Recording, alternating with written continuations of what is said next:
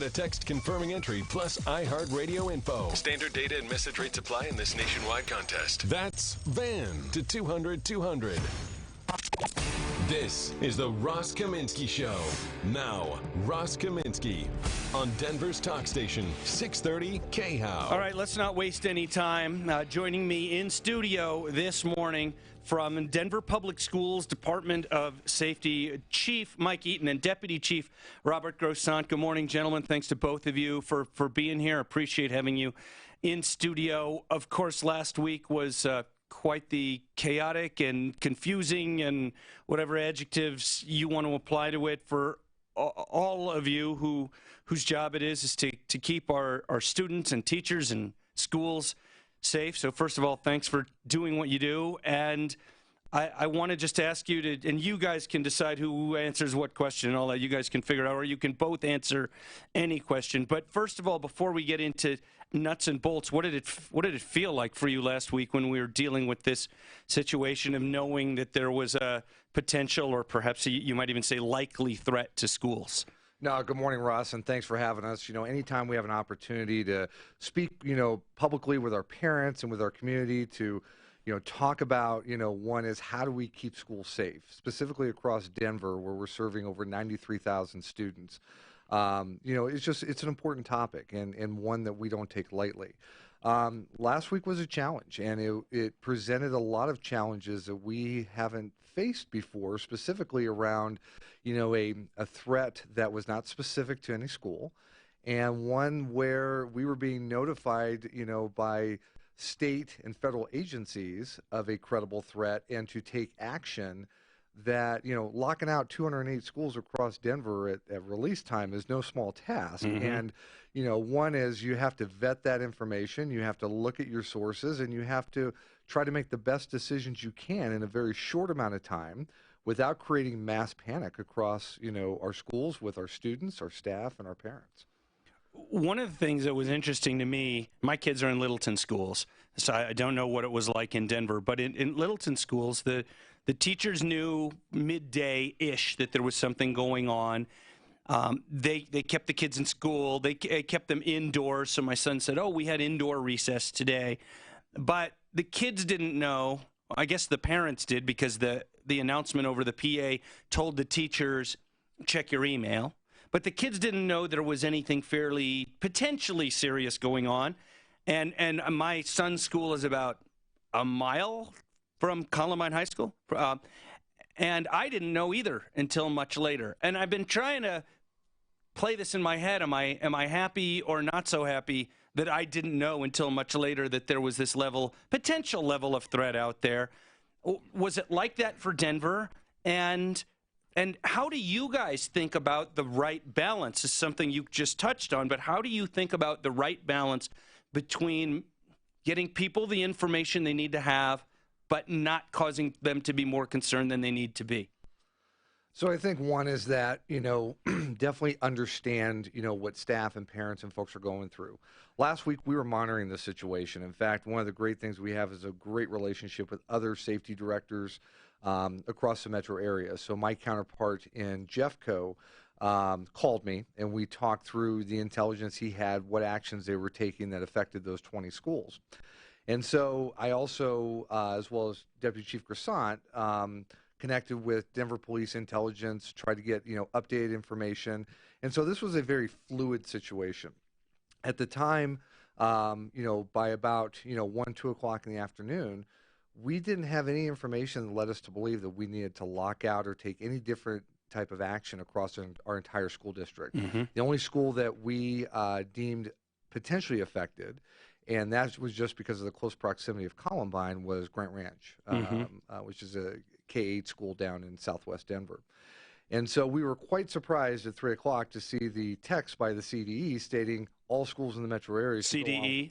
Colorado Department of Education, which was responding to, the Colorado Department of Safety's request of locking out all schools in the Denver metro area and to do a controlled release.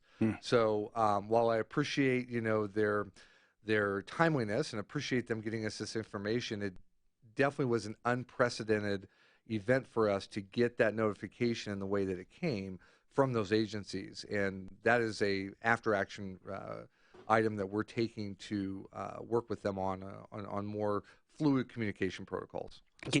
Especially since we've never heard from the CDE or the Department of Safety for the state in reference to something like this. They've never got themselves into very much involved within safety and security, at least at this level, and we had never heard from them before. So it was really a different. It set a different tone. Can you define controlled release for me, especially in the context of a message you get at the end of the school day? Sure. Controlled release basically is, we have situations that come up all the time where we have to do a potential lockout. And so, but we realize that these situations may go longer than we have in a typical school day. And so as soon as it's deemed safe through a unified command structure with DPD and principal and those folks, we will have our staff at the school conducting a controlled release, meaning that we will monitor the outside. We may escort kids to buses. We may take kids out one entry or exit point because of what's going on outside of the school that affects it. Mm-hmm. The challenge there is doing that at 208 schools on a very, with almost no advance notice. No advance notice. We just don't have the resources to do that. And, we have to balance also what is a specific threat and what level of panic are we going to create when we respond to that. I just want to be clear. We will absolutely always err on the side of safety. I have no problem, taking action at any school, if not the entire school district, in the interest of school safety and make sure that our kids are safe. And I want to make sure that I'm very specific about that because that's so important. At the same time, we are balancing some very challenging dynamics, specifically in this situation. So what do you think you learned from this much more kind of top-down situation than we usually see with threats, or than you usually see with threats? What did you learn from that? And also, you mentioned that you hadn't heard from CDE before in this kind of situation. Do you think the state government learned anything? Or, do they just assume that, that the local people are the only ones with lessons to learn? I think as far as that, I was on a conference call the next day, and the CDE or the Department of Safety really owned that they could do a better job of communicating. And I realize, to the Chief's point, it's an incredibly dynamic and flexible situation. Lots of intel coming in. How do you best vet that? And again, erring on the side of safety, putting that out to everybody to make sure that schools are safe. I think maybe a little bit more intelligence sharing at that level would help us make better decisions based upon the information we have. And I think that's one of the biggest things is how do we continue to leverage those relationships and increase those relationships in order to get that intel, to get that information. So again, we can make decisions that are best for our students and our schools. For us, I think we were very, very well set up for this sort of emergency. Even with the limited resources we have, the resources that Denver had, our partner agency, I think everybody really did well in maneuvering in this flexible and dynamic atmosphere. Chief? No, and I think that one is that, there's always an opportunity to, conduct an after-action briefing and create a lessons learned. In fact, we're doing one at the district level tomorrow. I'm also the president of the Colorado Association of School Safety and Law Enforcement Officials, which is all the security directors and security chiefs for the school districts across the state. And we saw school districts affected, as far north as potential Poudre, and as far south as almost Colorado Springs. And so we're going to also take this opportunity to debrief that. And is there opportunities for us to, create better communication protocols? And I think that that's really, what people want is better communication. And you even talked about that as a parent. Yeah.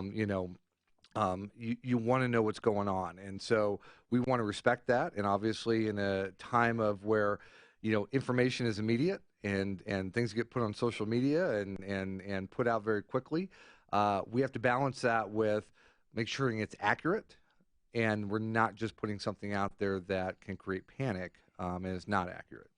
For those of you just joining the show, my special guests in studio, Mike Eaton and Robert Grossaint, the Chief and Deputy Chief of Denver Public Schools Department of Safety. I want to ask you guys a question that was the question that I got most from listeners. And It's maybe a slightly tricky question for you guys to answer, and do whatever you want to with the question. But a lot of people said, look, this was one 18-year-old girl. We knew she had a shotgun. We knew she came here from another state. So clearly there's motivation and ability. She bought 3 boxes of shells, all that. But a lot of people said, how does it make sense to shut down, you know, the schools that represent more than half the student population in the state of Colorado, and 500,000 kids or something out of school because of one girl with a gun?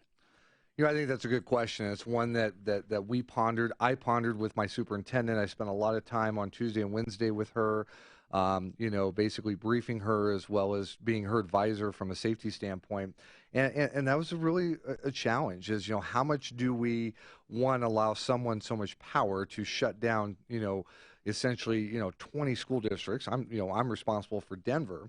And two is, you know, we were also balancing, you know, what happens if she wasn't found on Wednesday? Yes. Do we shut school down Thursday? Do we shut school down Friday? And so those were all things that we had to take into account and think about in a very, you know, timely way, right? Because you don't have a lot of time to, you know, what if this situation, you know, to the nth degree.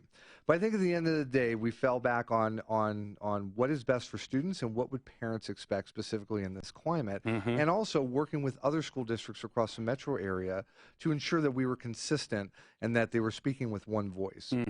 I think that also in these opportunities, you know, you close school one day for a specific threat, it gives you a chance to reset. It gives you a chance to, okay, let's reset, let's get everybody's emotions calm down. We have control the situation, we can get better intelligence, and we can create a better action plan to support our schools. And so that also allowed us that time to do that. What do you think would have happened the next day if she hadn't been found? Had you made a decision yet? I think ultimately, obviously, we take a look at the intel, we take a look at what our partners are doing and what's the best information we have at the time, and make a decision based at that point. I would think to continue to shut down schools day after day, I don't envision that would happen. I think we would look at leveraging every resource we had to put the necessary security protocols and people in place to ensure that schools could stay open. Again, this is just, you know, guessing, but to the chief's point, what do you do if you don't catch this person? And it's kind of the same as bomb threats. Those have changed over the years to, if somebody calls in a bomb threat, we evacuate for the day and we shut school. What if somebody calls it in tomorrow? What if somebody calls it in the next day? And so a lot of those protocols have changed. And I think to the chief's point, the after action on this will be really important on how we deal with these sorts of issues should they come back up again. How do you guys support students? And do you have any direct contact with students outside of an immediate issue where one of your officers has to do something with a student? Do you get a sense that students are afraid, or are they pretty confident? And is that really your job to send in a direct way that level of you guys are safe? Or is there kind of an intermediary messenger who tells students, hey, these guys are out there taking care of us? So, I mean, we preface our shared value of students first, and it's absolutely our job. It's absolutely our job to ensure that our students do feel safe, because if they don't, they're not going to be conducive to a positive learning environment. And so, you know, one of the things that I really stress with my team is our job is to provide learning experiences outside the classroom, and part of that is making students feel safe. But we don't have the resources or the expertise to do that, you know, specifically. We're really good at responding. We're really good at mitigating. We're really good at, you know, preventing. But the social emotional aspect of this is really tied to our student services and social emotional support office. And so we have good partnerships with them. We have a district crisis team. You know, we can leverage those resources when we need it.